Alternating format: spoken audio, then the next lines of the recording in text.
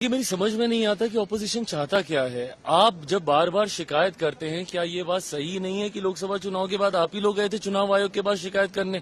महाराष्ट्र चुनाव को अभी तक ये लोग गिनाते रहते हैं कि किस तरीके से वहां पे वोटर लिस्ट के साथ धांधली की गई, ड्यूप्लीकेसी ऑफ द वोट का बार बार ये लोग जिक्र करते हैं।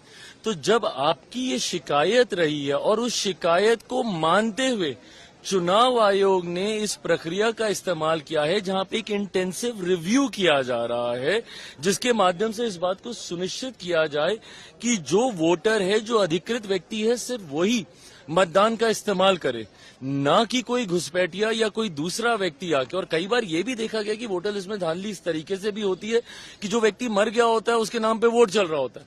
तो इन सारी चीजों को रेक्टिफाई करने के लिए ये रिव्यू जरूरी है। और ऐसा तो नहीं है कि पहली बार ये किया जा रहा है, आजादी के बाद 4 बार ये हो चुका है। और जब इससे पहले भी हुआ था, उस प्रक्रिया में और आज की प्रक्रिया में क्या नई चीज जुड़ी है, ये विपक्ष बता दे। भाई, इनके समय में भी ये प्रक्रिया हुई है। आप मुझे बता दीजिए कि उस वक्त से लेके अभी तक कोई एक चीज अगर बदली है तो वो सिर्फ टेक्नोलॉजी का इस्तेमाल बदला। पहले फिजिकली जाके हर डॉक्यूमेंटेशन आपको देना पड़ता था, अब आप ऑनलाइन के माध्यम से भी आप अपने डॉक्यूमेंटेशन आप सबमिट कर सकते हैं।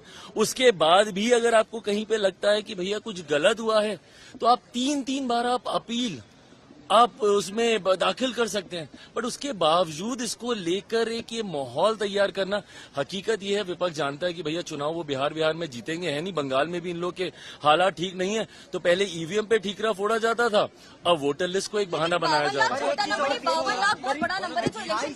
भाई, मुझे अभी नहीं पता कि संख्या क्या है, 52 लाख होगी, उससे कम होगी, उससे ज्यादा होगी। अभी तो ये प्रक्रिया चल रही है ना।